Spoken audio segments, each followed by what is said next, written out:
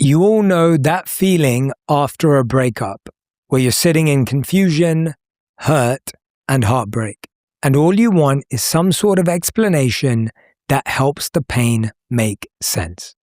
You replay conversations, reread old texts, stalk their social media, and drive yourself crazy searching for the perfect answer that might make the breakup hurt even just a little bit less. Eventually, you convince yourself that what you actually need is one more conversation with your ex. I know you've done this.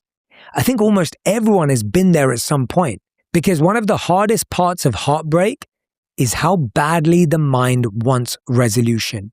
When a significant relationship in your life ends without the clarity you need, your brain can get stuck, spiraling over and over, trying to understand why your heart and your nervous system are so deregulated. Wanting a sense of closure is natural, because right now you think closure is finally hearing the explanation that makes the reason for the breakup click into place. You think if your ex could just admit they handled things the wrong way, you'd finally feel free enough to let go. You might even think your ex doesn't realize how badly they've hurt you, and you tell yourself, if only they could know, things would be different. But the reality is, real closure does not come from another person, and the journey to true, genuine closure begins the moment you stop expecting the person who hurt you to be the one who heals you. I've coached a lot of people through breakups and closure conversations.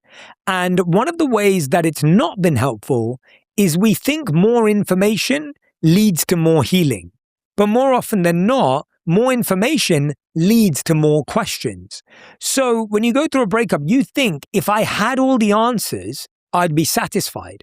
Whereas what happens when you get the answers is you just have loads more questions. Your brain needs to fix the loop.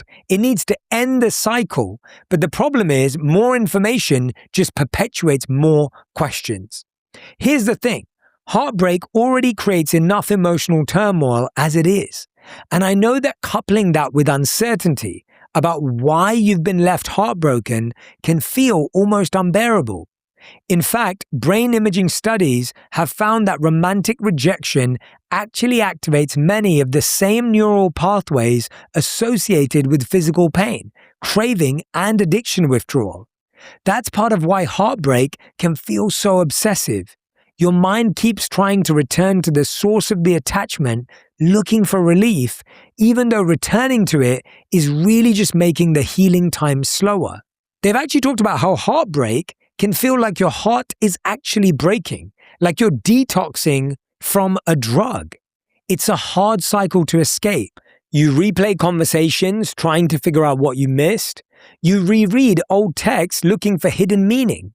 You stalk social media, ask mutual friends for updates, and decide reaching out to them is the only way you'll ever feel better. But instead of helping you heal, all of these behaviors are actually just keeping you emotionally attached to a relationship that's over. You're staying stuck because the thing you want to change isn't changing. You don't need further analysis. You need the harder thing, acceptance. The trap of a closure conversation is that it makes you think closure will come from an external source, when really, true closure comes from focusing on healing internally. The heartbreak actually begins to lessen when you turn the focus back toward yourself. The hard part is, your brain is not going to naturally want to look inward and prioritize your own healing right after a breakup. The human brain hates unresolved endings. Psychologists who study the need for cognitive closure have found that people inherently seek certainty, and we struggle when we feel stuck in ambiguity or unanswered questions. The brain wants a conclusion it can make sense of, as a means of releasing constant tension. When something important feels unresolved, your mind will keep returning to it over and over, trying to reduce that discomfort. That's part of why breakups can feel so mentally all-consuming, especially when an ending feels confusing or incomplete. But what your brain doesn't realize is that you may never get the explanation that finally feels satisfying enough. which means we can't allow our healing to depend on eventually receiving this form of closure. Your ex won't give you what you truly need. Sometimes they genuinely do not understand themselves well enough to explain their behavior clearly. Sometimes they avoid difficult conversations because they're emotionally immature. Sometimes they've already told you the truth, but it just hurts too much for you to accept. I know that might sound harsh, but it actually should be empowering, because the truth is, you hold all the power for your own healing. Even if they give you an explanation, your deeper emotional wound will remain open, because what you're really searching for is emotional safety, reassurance, and self-worth. And those things cannot permanently come from another person. They have to come from within you. So where do you start? Even though I know it can be incredibly painful, the journey to acceptance begins with going no contact with your former partner. It's not punishment. It's not manipulation. It's not a strategy to make them miss you. It's truly just giving yourself the space you need for your nervous system to begin to regulate again. And only from there will you be able to mentally begin processing the relationship's end. And when I say no contact, I don't just mean not texting them or calling them. Don't check their social media. Don't ask their friends how they are. Don't try and figure out how they're doing at work. I know how uncomfortable silence feels after heartbreak. This person has been woven into your daily routine. They're a part of your lifestyle. Losing contact with them can genuinely feel destabilizing. Heartbreak suddenly shrinks your world. Your routines revolved around one person. Your thoughts revolved around one person. Your nervous system revolved around one person. And suddenly, when they're gone, there's this massive emptiness where your attention used to go. The foundation of your life will temporarily upend. Research on attachment theory shows that close relationships become deeply integrated into our emotional regulation systems, which means losing that connection can disrupt everything about your sense of emotional stability. That's why healing requires rebuilding structure internally. Wake up at the same time every day and do something that makes you feel good. Move your body, make your favorite coffee, check in with friends. This is the time to pour into yourself with the energy your ex was taking. Because even though it's hard, what that separation and silence eventually does is force to sit with yourself again. You start confronting the deeper questions underneath the grief. And that's where closure can actually begin. Ask yourself, where did I lose myself in this relationship? What toxic patterns was I repeating? What about this relationship was actually never working? What emotional baggage did it expose in me that existed long before this person entered my life? It's uncomfortable. It's hard. But this is the work that actually changes you for the better. Instead of wondering, what are they thinking about me? You need to start asking, what did this relationship reveal about me? Where did you abandon your own needs? Where did you depend on another person for validation, reassurance, or emotional stability? What fears were you operating from? One of the most useful things you can do after a breakup is write down every moment in the relationship where you felt emotionally dismissed, anxious, unheard, or disconnected. Heartbreak has a way of romanticizing people once they're gone. Your brain starts replaying the highs and forgetting all the moments that were hard or even hurtful. Writing things down helps interrupt that distortion so you can finally begin seeing things more clearly. Look, a lot of us unconsciously use the search for external closure as a way of avoiding doing this deeper self-work. Analyzing another person is easier than confronting yourself, but the breakups that change you for the better are the ones that force you to be more honest with where you're at. Acceptance that closure is internal stops you from endlessly negotiating with what you should do, what you should say, how you should act right now. You just need to be. It's vital that you take this time after a relationship ends to give yourself space to process. Psychologists studying self-compassion have found that people who practice being supportive toward oneself when experiencing suffering tend to recover more resiliently than people who approach themselves with harsh self-criticism. This period of pain, heartbreak, and confusion will pass. So you need to look out for yourself during it. Stop yourself from falling back into toxic patterns, negative behaviors, or any coping mechanisms that are just keeping you emotionally stuck. Real closure is behavioral, and that's in your control. Right now, you don't actually need the perfect explanation from your ex. You need to behave as someone who takes care of themselves differently than they did in this partnership. Do the work now, and you'll protect yourself the next time life puts you in a similar situation. And I think this is an important distinction because people often imagine healing as this emotional finish line where they suddenly stop caring, hurting, or thinking about the relationship.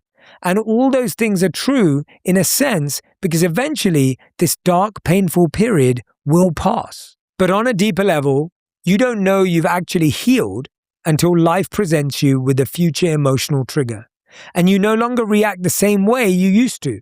Look at it this way. Relationships are cycles of connection, rupture, and repair. In healthy relationships, conflict or rupture eventually leads back to understanding and reconnection. But when relationships end abruptly or painfully, you can get emotionally stranded in a place of rupture with no way to get back to a phase of connection. People spend years trying to emotionally understand the original relationship, looking for that repair in a partnership that's gone. They want the other person to finally understand them correctly, validate their growth, acknowledge their hurt, or mirror back the emotional progress they've made. But the truth is, that repair you're seeking won't come from a partner that's gone. It will show up when a new relationship reflects back the same insecurities, fears, attachment wounds, communication patterns, or abandonment triggers. And this time, it doesn't end in rupture. Because this time, you've learned to work through these cycles in a way that's healthy, consistent, and emotionally protects yourself. That's closure. Big news, Junie just launched at Kroger, and we're celebrating with a free can for you.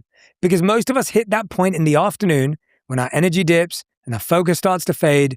Well, that's exactly why we created Junie, a sparkling drink crafted with natural ingredients to lift your mood, sharpen your focus, and give you smooth energy, all without the crash. Now available at Kroger stores, including Ralph's, Fred Meyer, King Soopers, Smith's, and Fry's, where you can grab a free Junie on us. So head to drinkjunie.com/Kroger to claim your free can in-store so you can feel better and live better.